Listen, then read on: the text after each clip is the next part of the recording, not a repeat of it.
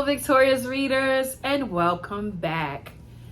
Are you guys ready for story time? But first, we will start off with our daily affirmation. Repeat after me. Say, I am strong. I am brave. I am enough. I am beautiful if you are a little girl, and I am handsome if you are a little boy. I hope you guys are doing your daily affirmations every single day. You can look yourself in the mirror, or you can have your mommy or daddy help you. So don't forget to do those daily. Today we have a special guest to be reading with us. We have Maddisyn Downs. She will be coming on and she will be reading her book called The Three Little Pigs.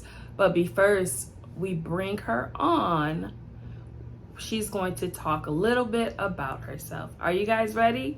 Are you excited? Come on, Maddie.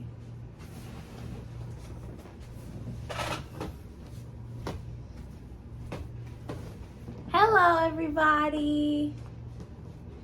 And today I'm going to be reading The Three Little Pigs. I am in 8th grade and I am 13 years old. So I'm going to be reading this for you guys. The Three Little Pigs.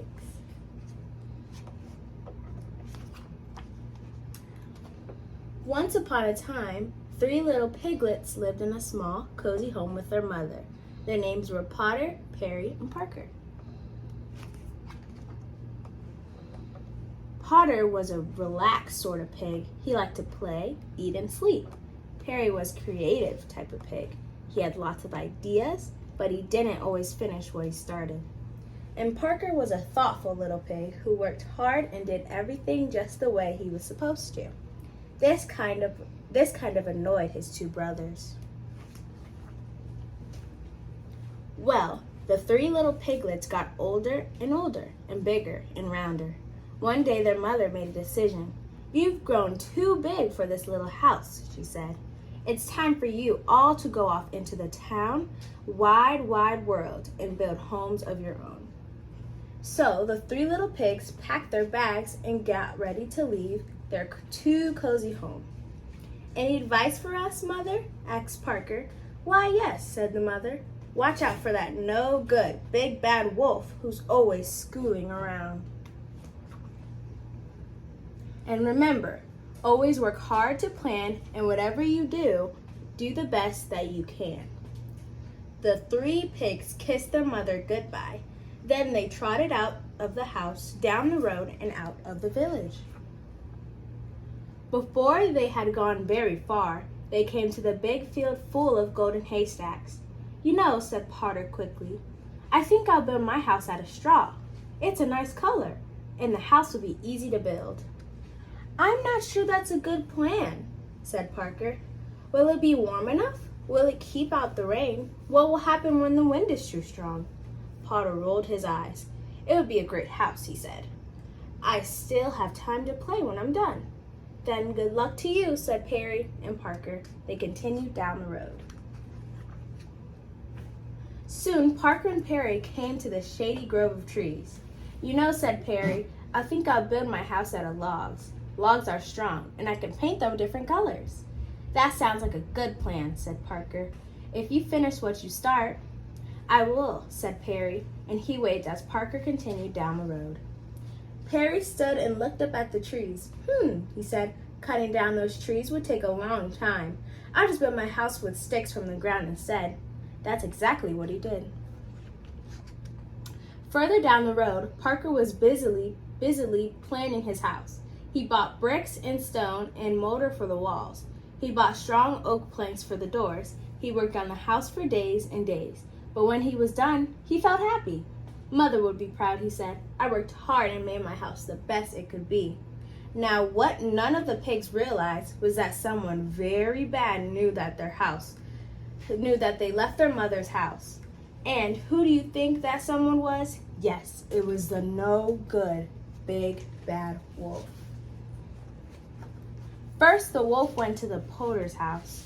He saw bundles of hay held together by rope, and he saw Porter Pig outside napping in the sun. "Hello, Pig," said the wolf. Porter opened his eyes, squealed, and jumped to his feet. He ran inside his house and pushed the door shut and hid under his bed. Now, said the wolf, "I only want to have a chat." "Ha," said Porter, "I know a hungry wolf when I see one." "It really doesn't matter," said the wolf. Little pig, let me come in." "Are you kidding?" said Porter. "Not by the hair of my chinny chin chin." "Then I'll huff, then I'll puff, then I'll blow your house in." The wolf stepped back, then he huffed, and he puffed, and blew with all his might. The straw house fell apart. The wolf pounced, the pig bounced, but Porter squealed and ran. Said the wolf. "Unfortunate." The next day, the wolf decided to try again. He strode down the road until he saw a flimsy house made of sticks and twigs. Perry was lying in a hammock outside. "Hello, my little piggy," said the wolf. Perry jumped up in fright. He ran inside his shaky house and pushed the dresser against the door. "Ha," said the wolf. "Do you really think that's going to help?" He cleared his throat. Little pig, let me come in." "No way," said Perry. "Not by the hair of my chinny chin chin. Then I'll huff, then I'll puff, then I'll blow your house in." The wolf stepped back. He took 2 huffs, then took 2 puffs, then he blew with all his might. Sticks and twigs swirled in the air. The wolf pounced, the pig bounced, but Perry squealed and ran. "This just won't do," said the wolf. But the wolf knew there was still one more brother to visit. He strode down the road until he saw a house made out of stone and brick. Parker was digging in the garden outside. "Hello, friend pig," said the wolf. "Don't you friend pig me," said Parker.